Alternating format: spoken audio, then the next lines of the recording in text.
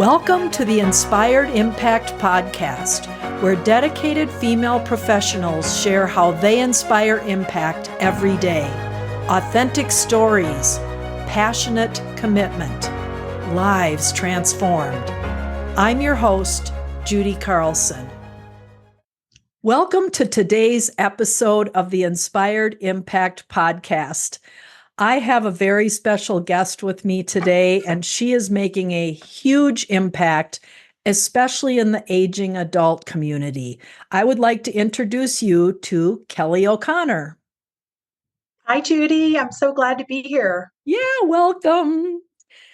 So first of all, you've got quite a journey to get to where you are today. I'd love for you to share a bit about your journey, where you started, and what inspired you to pursue the path that you're on today?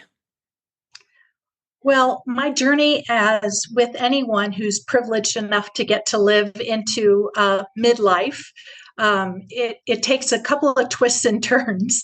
And it started off, I grew up in a really small town in Florida. And we lived with two of our grandmothers. So we lived in a multi-generational home. And I couldn't wait to get the heck out of Dodge. I was so ready to hit the road and go to the big city.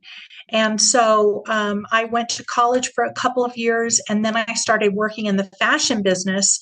And I was able to travel around the world. And I ended up in Los Angeles working in fashion marketing. And it was really wonderful. And then I got a phone call that my mom, who is my best friend in the whole world, that she had breast cancer.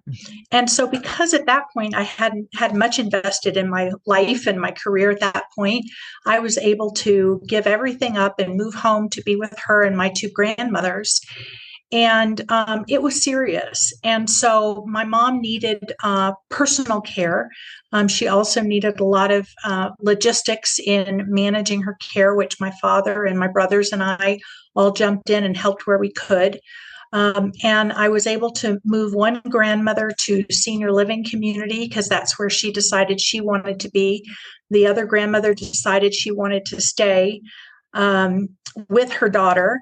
Until her daughter passed away. And then after my mom passed away, I moved her into senior living. And then I sort of just, washed my hands of everything. I thought, oh my gosh, that was just a horrible time in life. I had no idea that it was leading a seed to what my future life would be. And I said at the time that I would volunteer for hospice one day. And so I ended up leaving the fashion industry after about 20 years of working in fashion marketing. And I moved to Colorado. And I thought I was going for a much simpler life here in Colorado. And I started volunteering for a hospice organization. And someone called me and said, you've got a knack for this. And I think you need to be in senior living. And that's really how it all started. Wow, senior living. So what kinds of opportunities opened up for you in the senior living environment? Well, the first thing I did was I worked at a large continuing care retirement community, which has independent living, assisted living, memory care, and skilled nursing all on one campus. And I was able to work in the moves and transition area. And then there was so much consulting that I was doing with families that I wanted to do more of that. And I was able to buy a senior living placement agency. So I did that, built that company for 5 years, and was able to sell it after a few years, and then start another practice after I took a little bit of a sabbatical and start a new practice, which I'm doing now. Wow. So you dove right in to buy a senior living placement agency. My goodness. I did. And, I really, along the way, I was getting lots of education, doing lots of continuing education, and got involved with some amazing organizations in the process. And I absolutely love this industry. And I know this is where I'll be for the rest of my career. Wow. So you said after you sold that, took a little bit of time off to regroup and started something new that you're doing now. Tell us about that, Kelly. So, what I'm doing now is I'm working as an elder care consultant, a private elder care consultant for families. So, usually it's a family that's either in crisis and they're calling me, 911 to, help solve some sort of issue that their family is facing due to elder care. Or they see a crisis on the horizon and they're calling me in for preventative care to really come in and help educate the family. And then there's something else that I'm doing. I'm working with the older adults themselves as a life coach.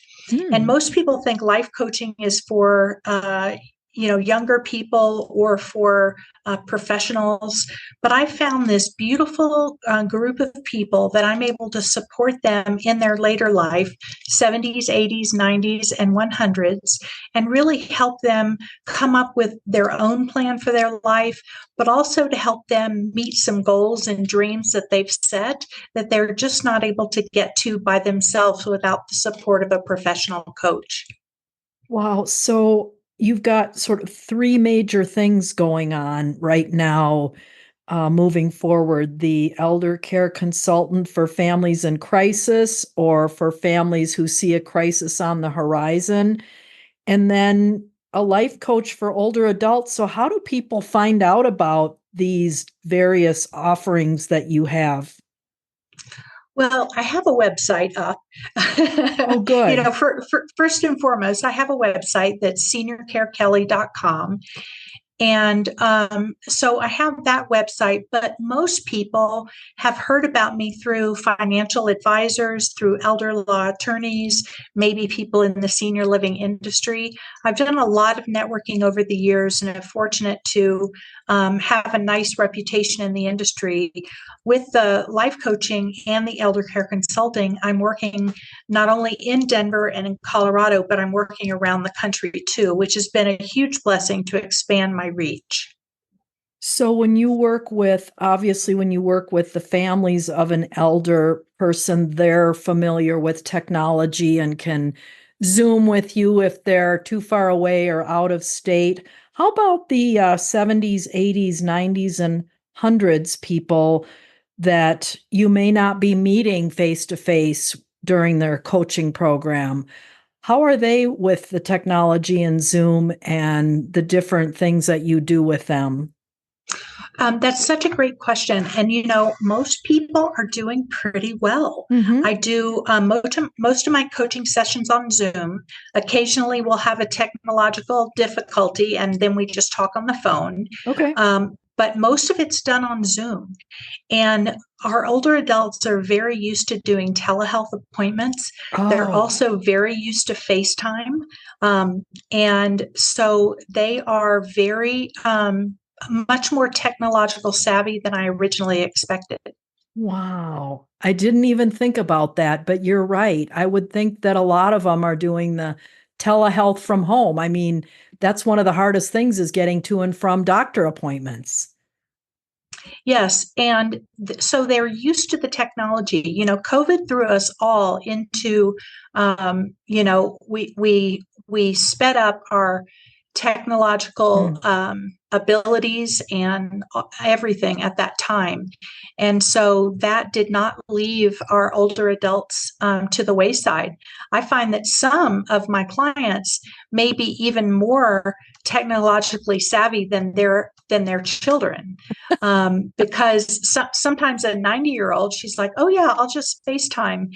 And then, their child who's a 60 or 70-year-old may be a little resistant to using technology. So My it has gosh. been an interesting social experiment. Right. I love that your 90 something client's child in their 60s or Yes. 70s. That's just amazing, the people. So I'm sure you have amazing stories of transformation. I mean, who knew that there needed to be someone out there like you helping, the aging adults who are maybe more in isolation or lonely and are wondering what's left for me the rest of my life. It's been so beautiful to get them to find purpose and meaning in their life and get them to dream a little bit. And yes, they may need to alter some of their dreams a little bit due to mobility or, time or money. We all have to, set our goals and dreams somewhat within reality of what's possible.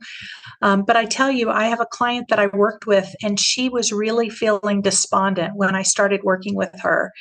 And her sense of purpose, she was so low in like, what is there for me? And we worked together for 6 months. And after the 6 months, I do these calculations, which I know if anyone's ever worked with you as a financial advisor, you love your formulas and calculations. And I do the same thing because life coaching people, it can be a little bit woo-woo. And so I like to bring it down. And this one gal, she had a 500% increase in her level of purpose and sense of meaning in her life.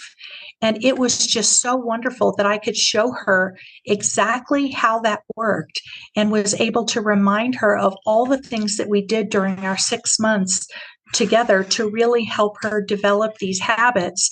And these will be lifelong habits for her.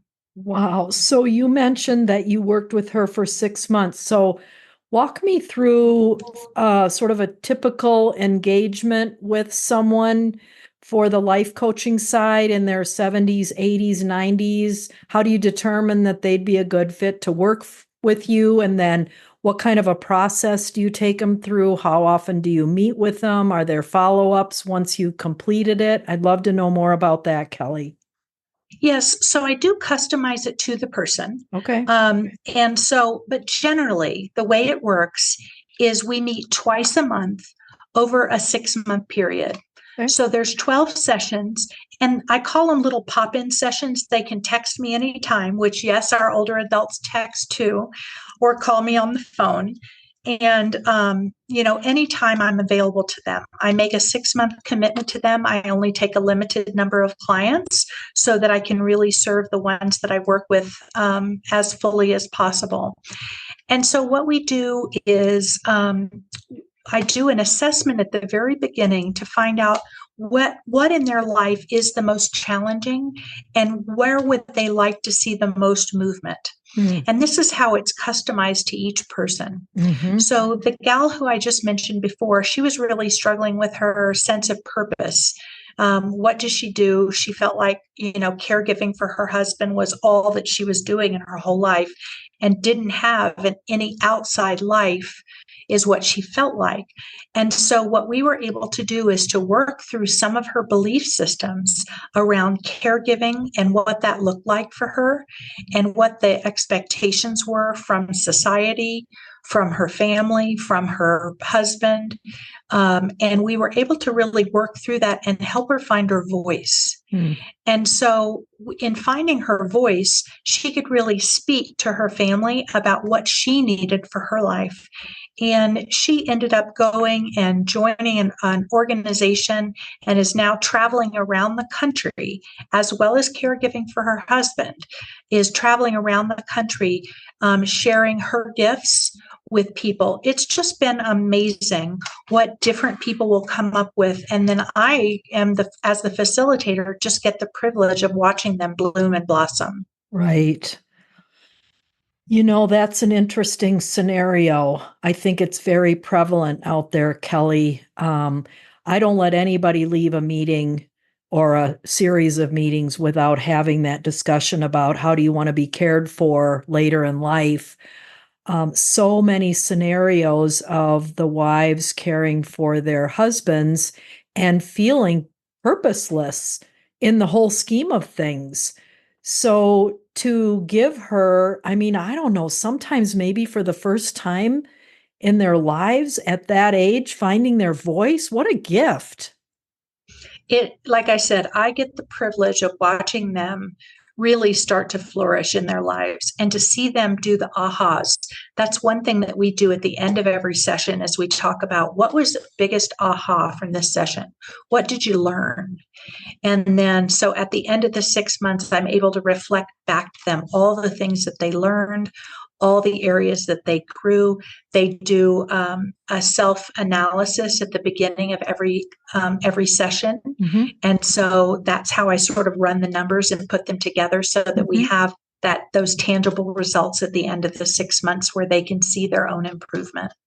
I mean, 12 touches plus any texts or phone calls in the middle is a significant amount of information to accumulate to help someone look back and realize how far they've come and what they've accomplished. And not only that, but where they're going to go from there for the rest of their life. Now, do you have, like in 6 months, will you touch base with them, or will they touch base with you, or maybe down the road a year, or how does that work?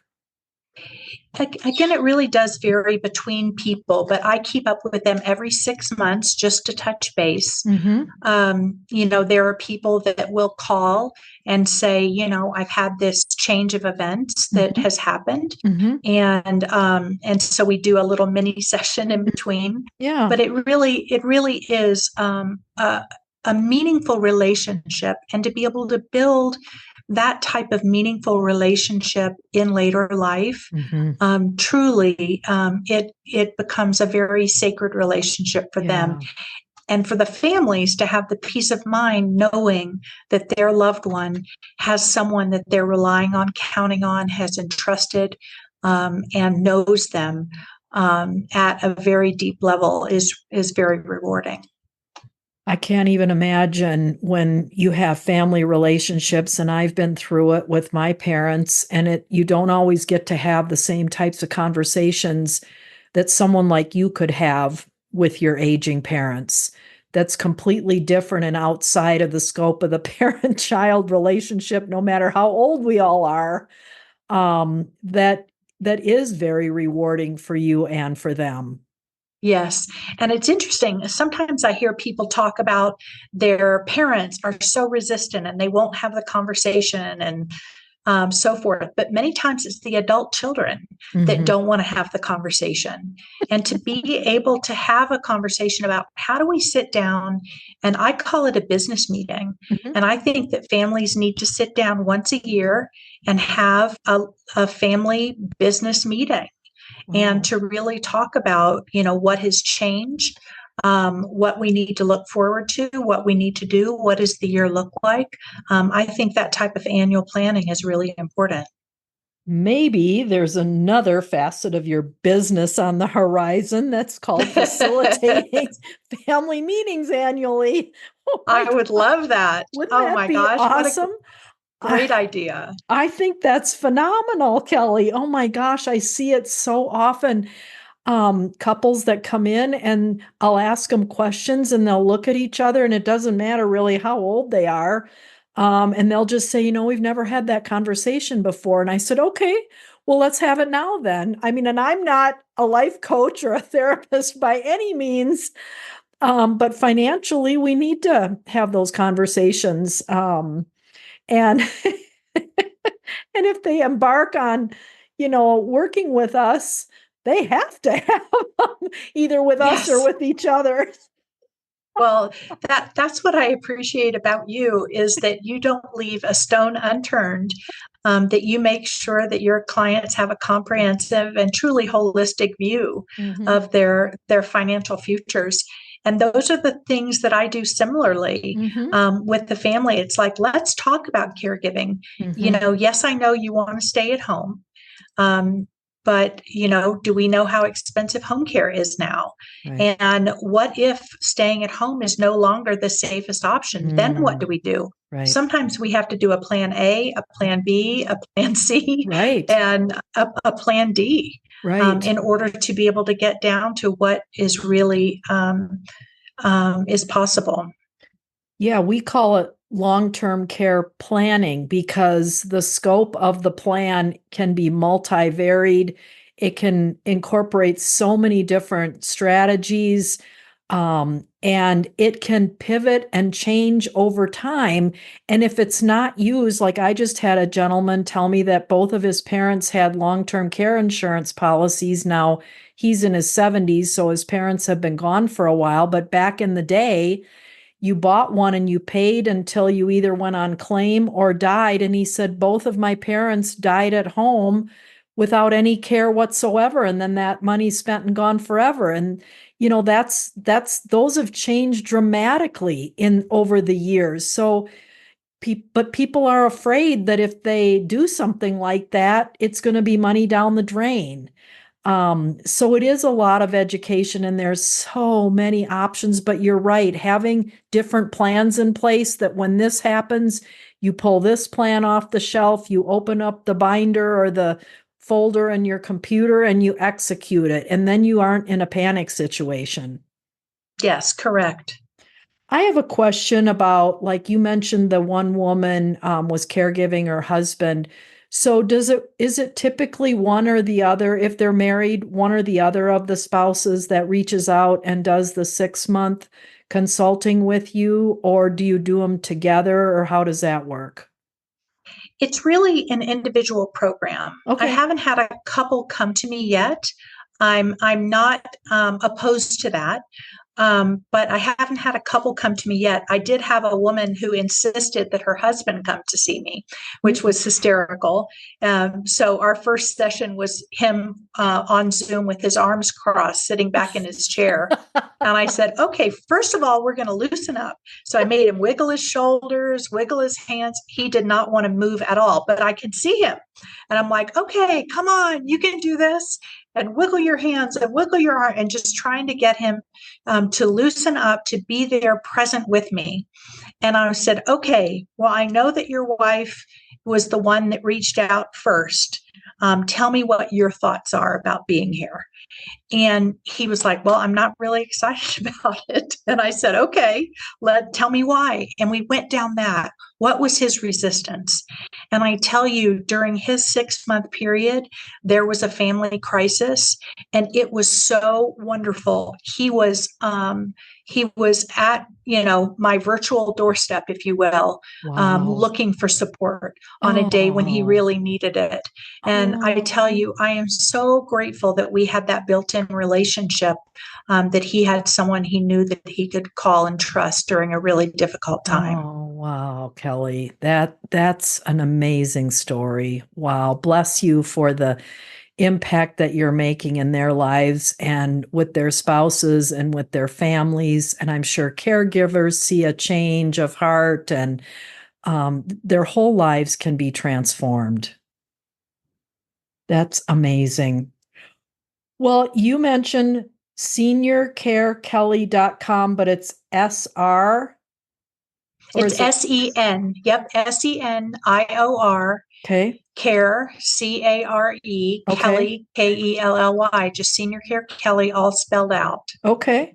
And there they can find out information about any of the programs that you offer. Is that correct?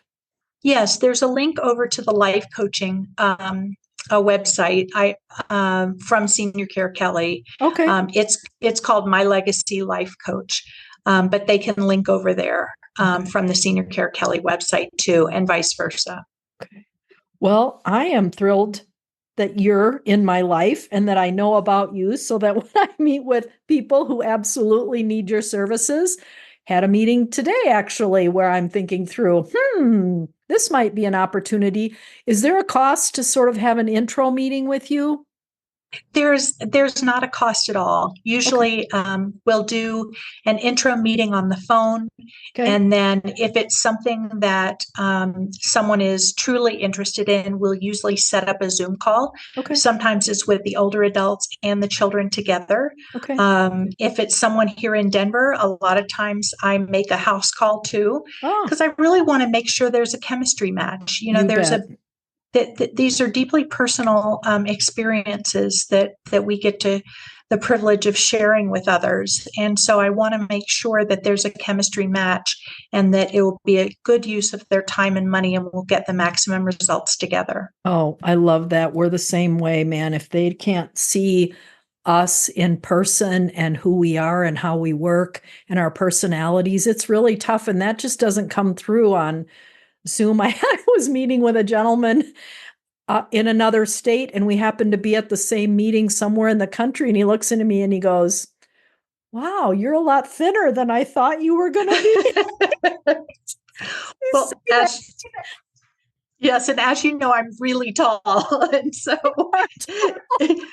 that's what people are always blown away when they meet me in person. They're like, "Oh my gosh, I didn't know how tall you were." Oh, that's so funny. Well, Kelly, this has been an absolute delight. Thank you for your time. I know that our listeners are going to be blessed, and I'm just grateful that you could carve out this time to be with us today. Thank you. Good. Well, thank you so much for the invitation. I'm a big fan of yours and the work that you're doing with your firm, and and the podcast. I'm just really excited that you're doing great things with this podcast. So thank you again for the invitation. You're welcome, Kelly. Thanks. Thanks so much for joining us for the Inspired Impact podcast. To listen to past episodes, please visit theinspiredimpactpodcast.com.